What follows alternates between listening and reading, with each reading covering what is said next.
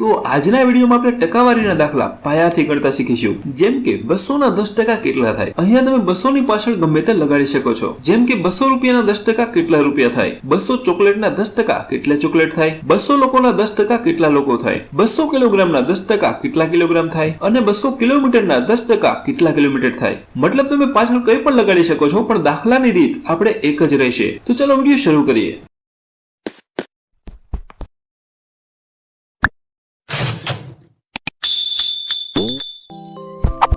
તો દાખલા શરૂ કરવા પહેલા એક વસ્તુ આપણે યાદ રાખી લઈએ। માની લો કે તમને 20% આપેલા છે। 20% એટલે 20 ના છેદમાં 100, મતલબ જે પણ સંખ્યા આપેલી હોય એના છેદમાં આપણે 100 લખી નાખવાના છે। હવે 31% એટલે 31 ના છેદમાં 100, 1% એટલે 1 ના છેદમાં 100, 7.5% એટલે 7.5% ના છેદમાં 100। પેલો દાખલો જોઈએ। 200 રૂપિયાના 10% કેટલા રૂપિયા થાય? તો પેલા 200 જેમ છેમ લખી લઈએ। હવે આપણે 10% પણ જેમ છેમ લખી લઈએ। હવે બંનેની વચ્ચે આપણે કરવાનો છે ગુણાકાર, 200 ગુણ્યા 10%। હવે આપણે આગળ જેમ જોયું એમ પેલા તો 200 જેમ છેમ લખી લઈએ, ગુણ્યા 10% એટલે 10 ના છેદમાં 100, જેમ આપણે આગળ જોયું એમ। હવે આપણે જોવાના શૂન્યો, શૂન્યો નીચે 2 છે અને ઉપર પણ 2 છે, તો નીચે 2 શૂન્યો ઉડી જશે અને ઉપર પણ 2 શૂન્યો ઉડી જશે। તો હવે શું બચ્યું? 2 અને 10, તો 2 દાણ 20, તો જવાબ આવશે 20 રૂપિયા। તો 200 રૂપિયાના 10% થાય છે 20 રૂપિયા। બીજો દાખલો જોઈએ। 500 કિલોમીટરના 20% કેટલા કિલોમીટર થાય? તો આપણે 500 જેમ છેમ લખી લઈએ, ગુણ્યા 20% એટલે 20 ના છેદમાં 100।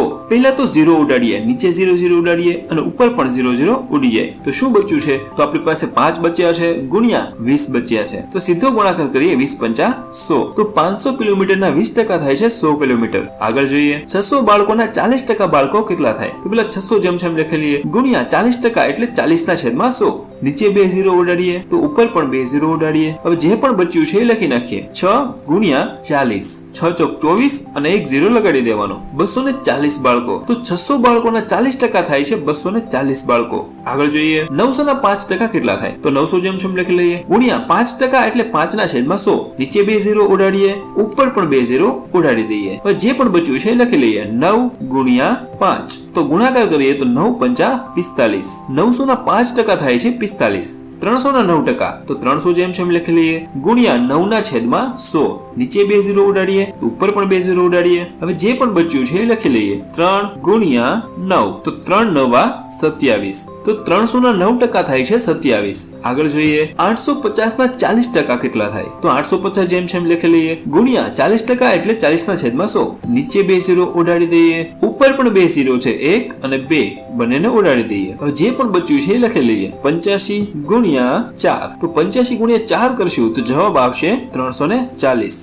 આગળ જોઈએ। 2500 ના 20% કેટલા થાય? તો 2500 આપણે જેમ છેમ લખી લઈએ, ગુણ્યા 20% એટલે 20 ના છેદમાં 100, નીચે 2 0 ઉડાડીએ તો ઉપર પણ 2 0 ઉડાડીએ। હવે જે બચ્યું છે એ લખી લઈએ, તો 25 બચ્યા છે ગુણ્યા 20, 25 ગુણ્યા 20 કરશું તો 25 દુ 50 અને 1 0 લગાડી દઈએ તો 500 આવશે। તો 2500 ના 20% થાય છે 500। તો જ્યારે આવા દાખલા આપેલા હોય ત્યારે આપણે એટલું જ યાદ રાખવાનું છે કે ટકાવારી હોય તો નીચે 100 તો આવે જ, અને જો 2 0 ઉપર આપેલા હોય તો આપણે સીધા આપણે 2 0 ને ઉડાડી દેવાના છે અને જે બચ્યું છે એનો સીધો ગુણાકાર કરી નાખવાનો છે। જેમ કે 2 બચ્યા છે અને 10 બચ્યા છે, તો 10 દુ 20, તો આનો 20 જવાબ આવશે। બીજી રકમ જોઈએ। 900 ના 5%, તો આપણને ખબર છે ટકાવારી હોય તો 2 0 નીચે આવે તો ઉપર પણ 2 0 ઉડાડી જ નાખવાના, તો સીધું આપણે 9 અને 5 નો ગુણાકાર જ કરવાનો, 9 પંચા 45।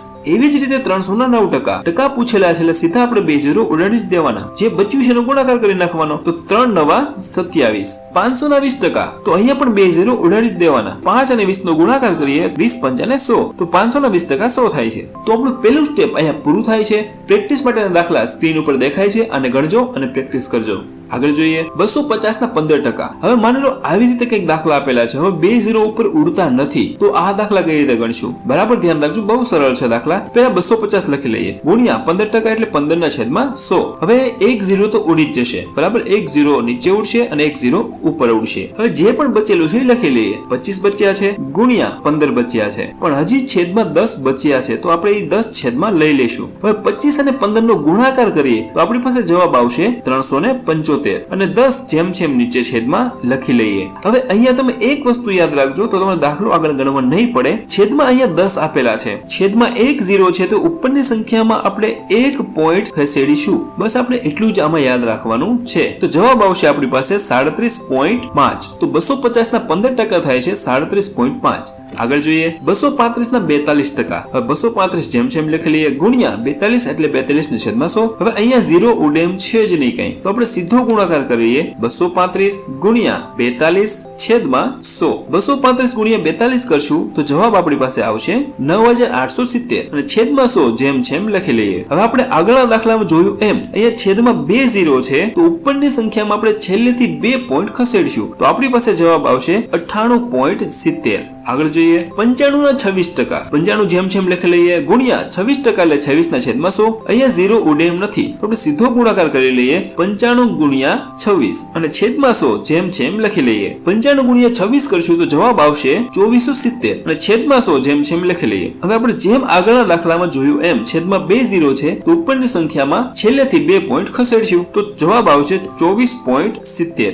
તો આપણું બીજું સ્ટેપ પણ અહીંયા પૂરું થાય છે અને પ્રેક્ટિસ માટેના દાખલા તમને સ્ક્રીન ઉપર દેખાય છે, આ ગણજો અને પ્રેક્ટિસ કરજો. તો આશા રાખું છું કે આજના વિડીયોમાં તમને ટકાવારીના દાખલા ગણતા આવડી ગયા છે. તો ચાલો મળીએ હવે આગળના વિડીયોમાં.